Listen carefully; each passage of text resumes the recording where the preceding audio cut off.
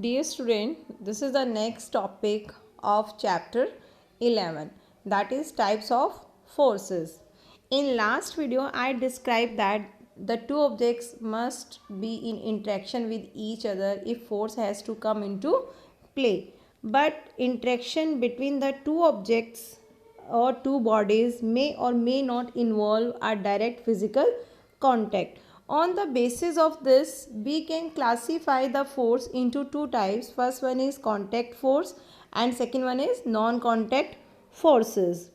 The non-contact forces, we can say, interact even from a distance, like you have seen the example of a magnet which can pull iron pins even from a distance. In the same way, the contact forces interact physically to see the force come into play. For example, when you are pushing a car, it means you are in touching with a car. In this situation, there is a actual contact between the person and the car. So in short, we can say contact forces are the forces exerted by one object on another when they are in contact with each other. On this basis, we can classify the contact forces into two types, muscular force and second one is frictional force, which is also called force of friction. So we can say contact forces come into play when two objects are in direct contact with each other, and non-contact forces are forces exerted by one object on another without any contact with each other. Further, we can classify non-contact forces into three categories.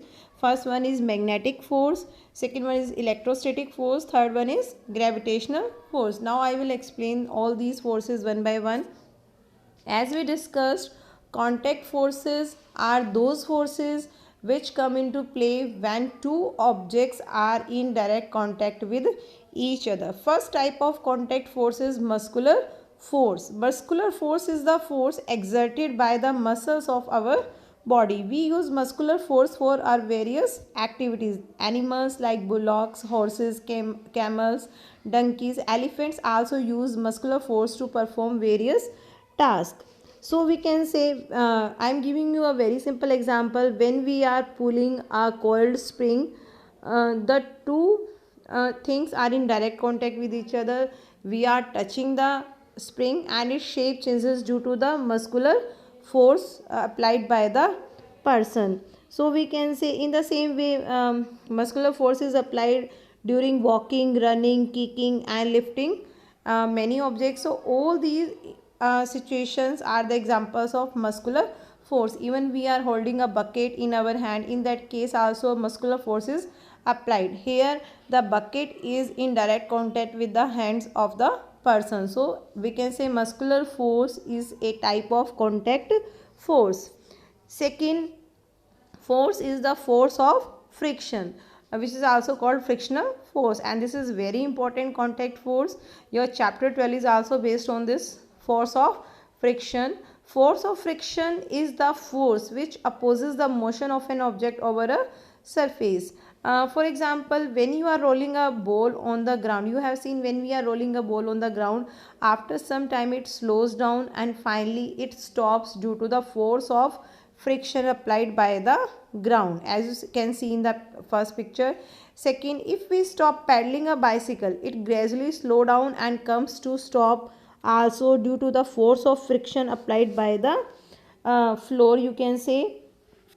So in this way we can say the force of frictions acts along the two surfaces in contact, and this force of friction is due to the roughness on the surface of the bodies in contact. If any surface is smooth, it will apply less frictional force, and if any surface is rough, it will apply more frictional force. So force of friction, we can say, and muscular force are the type of contact forces in which the two objects are in direct contact with each other. Now non-contact forces are those type of forces where a force comes into play without in actual contact between the two objects. Its first type is magnetic force.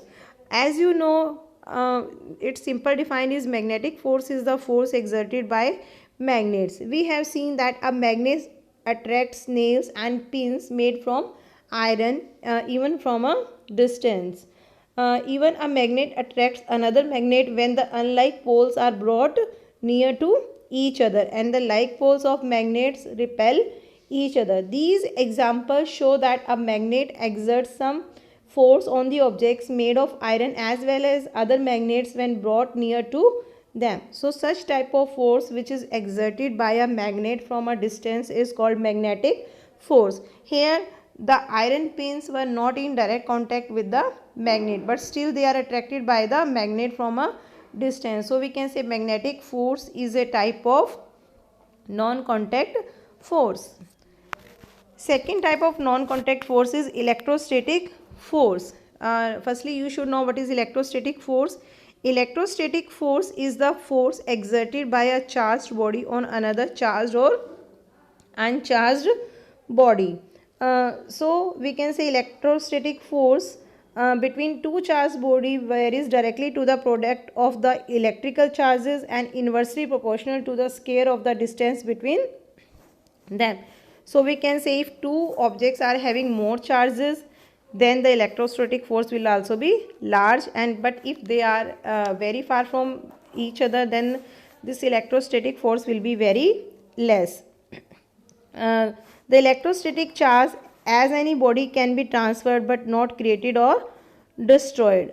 We can say any body can be charged with electricity by rubbing. Here are given certain examples like a plastic straw charged by rubbing with paper attracts a suspended plastic straw. You have seen if we take a plastic straw and we rub this plastic straw with a paper, it acquires some charge due to electrostatic force.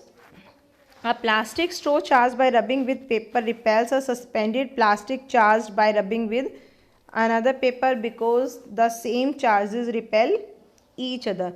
So by rubbing we can develop the charges. So in simple way we can say electrostatic force is the force exerted by a charged body on another charged body or any another uncharged body. There is given a question in your exercise also. When we are rubbing the balloon with something, it gets attracted to the wall. It is same whenever we are rubbing some balloon or some other object, it acquires some charge due to electrostatic force, and due to this electrostatic force it gets attracted to the wall. Now next force is the gravitational force.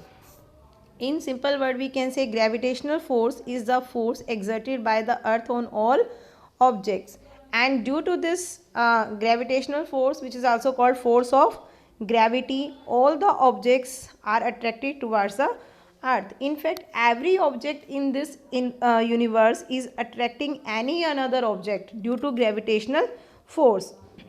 Even all the planets have some their gravitational force, and the gravitational force of earth is called force of gravity. For example, you have seen when we are taking a coin or pen and it falls down when it slips off from our hand. In the same way, when we are throwing a ball upward, after some time it falls down towards the earth due to force of gravity. Leaves, fruits from the plants also fall due to gravity on the ground, and water in rivers also flow downwards due to this force of gravity. So we can say gravitational force exists everywhere in this universe. So this is also a non-contact force because initially the object was not in direct contact with earth or any another object. So in short we can say we can classify the forces into two types: contact forces and non-contact forces. Contact forces are of further two types. First one is muscular force and second one is frictional force. In the same way we can classify non-contact forces into three subtypes. First one is magnetic force, second one is electrostatic force, third one is gravitational force. In this way we can classify the different types of forces. Thank you. Have a nice day.